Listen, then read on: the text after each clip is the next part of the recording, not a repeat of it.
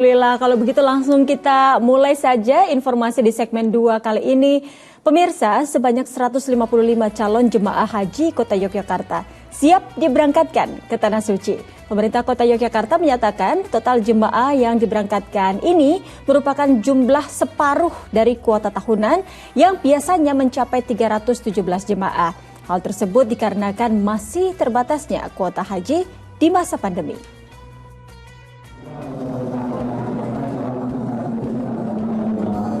Para calon jemaah haji di Kota Yogyakarta yang akan berangkat ke Tanah Suci menerima bimbingan dan bingkisan dari pemerintah Kota Yogyakarta. Karena masih di masa pandemi, calon jemaah haji diimbau tetap menerapkan protokol kesehatan ketat agar tidak terpapar COVID-19. Tahun ini akibat pembatasan, calon jemaah haji yang berangkat berjumlah 155 orang atau setengah dari kuota yang mencapai 317 orang. Alhamdulillah bisa berangkat ini ya kita bayangkan ya. Jadi sangat-sangat terharu bisa berangkat tahun ini haji yang selama ditunda 2 tahun ya, dari 2020, 2021 dan alhamdulillah berangkat dari tahun 2022 ini sangat bersyukur. Sementara itu, pembatasan usia calon jemaah haji tahun 2022 oleh pemerintah Arab Saudi membuat pasangan suami istri asal desa Karangmangu, Kuningan, yaitu Asma dan Sulaiman, gagal berangkat tahun ini. Padahal Sulaiman yang bekerja sebagai pembuat batu bata dan sang istri sudah menunggu selama 11 tahun untuk bisa berangkat ke Tanah Suci. Ya bukan sedih sedikit ya. Sedih sekali ya. Siang malam ngeri terus batin nih dengan si bapak. Asma dan Sulaiman berharap di tahun depan panitia pemberangkatan haji Kabupaten Kuningan bisa memprioritaskan para lansia yang gagal berangkat tahun ini. Tim Liputan melaporkan.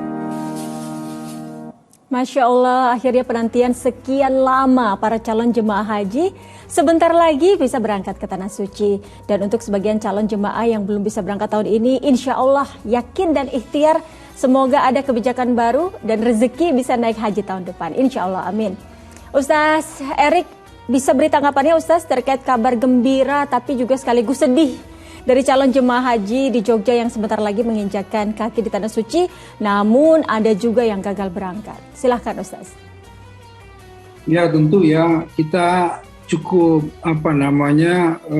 campur aduk perasaan ya, antara gembira juga masih ada kesedihan. Tetapi tentu ini menjadi optimisme yang positif, yang besar bagi kita semuanya terhadap kondisi yang ada ya. Jadi kan kalau 2 tahun kemarin itu sudah tertutup saja haji itu. Nah sekarang kan alhamdulillah sudah mulai dibuka. Tentu kalau kita lihat ya, dari 2 tahun yang sudah menumpuk saja kan kuota ini tuh sebetulnya sudah lama sekali ya.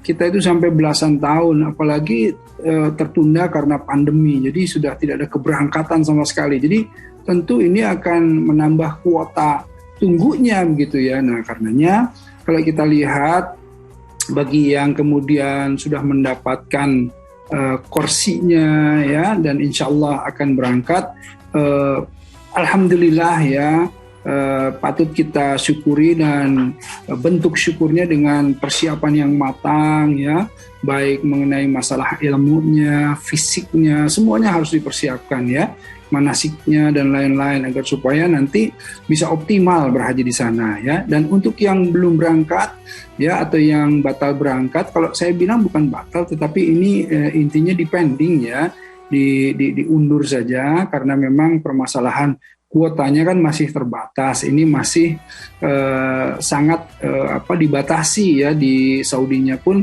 masih kemudian menerapkan beberapa sistem-sistem buka tutup. Nah, karenanya tetap optimis, tetap kemudian berdoa terus, tetap mempersiapkan diri ya untuk tahun-tahun berikutnya. Insya Allah semoga juga dilancarkan sesegera mungkin ya. Semoga ditambahkan kuotanya atau apapun yang kemudian menjadi rizkinya agar supaya bisa sesegera mungkin menunaikan ibadah wajib ya, ibadah haji di tanah haram ya, insya Allah.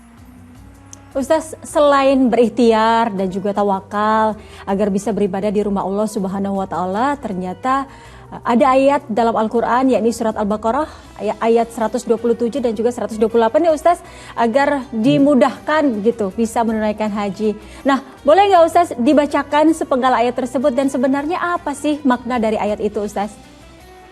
Ya, sebetulnya kalau kita lihat ya di dalam surah Al-Baqarah ya, wa iz yarfa'u Ibrahimul qawaida minal baiti wa Ismail, Rabbana taqabbal minna innaka antas samiul alim.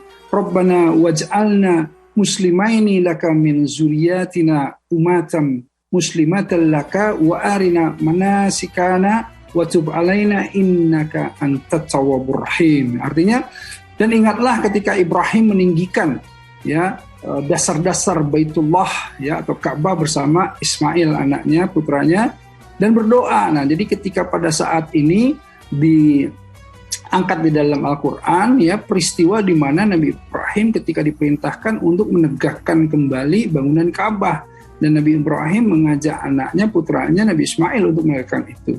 Nah, ketika setelah menegakkan ini semuanya, Nabi Ibrahim itu berdoa, ya Allah ya Rabb, ya Tuhan kami, terimalah daripada kami amalan kami ini. Jadi upayanya ini ya, segala sesuatu ikhtiar upayanya ini semoga diterima.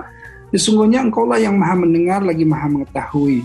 Ya Tuhan kami ya Rabbana, jadikanlah kami berdua orang yang tunduk patuh kepada Engkau, dan jadikan di antara anak cucu kami umat yang tunduk patuh kepada Engkau, dan tunjukkan kepada kami cara-cara dan tempat-tempat ibadah haji kami, dan terimalah taubat kami, sesungguhnya Engkaulah yang maha penerima taubat lagi maha penyayang. Nah, jadi ini sebetulnya doa di mana Nabi Ibrahim alaihissalam menyempurnakan segala sesuatu yang sudah dilaksanakan bersama putranya Nabi Ismail dalam menegakkan Ka'bah, dan memohon agar semua amal-amalnya ini diterima, dan memohon pula selain amal-amalnya diterima, memohon bahwa anak cucunya nanti akan menjadi anak-anak yang tunduk patuh ya, dan terbukti bahwa anak-anak Nabi Ibrahim ini semua menjadi para nabi kan ya, sampai keturunan dari Nabi Ismail sendiri, Nabi Muhammad SAW ya, dan dengan umatnya kita semua umat yang tunduk dan patuh, yang kemudian memohon kepada Allah agar ditunjukkan cara-cara beribadahnya, manasiknya, dan lain-lainnya, dan disempurnakanlah amal-amalannya. Nah, itulah doa yang di dalam surah Al-Baqarah 127-128 tersebut, yang sering juga kita mohonkan agar supaya kita termasuk kepada orang-orang yang kemudian disuruhkan oleh Nabi Ibrahim alaihissalam tersebut gitu.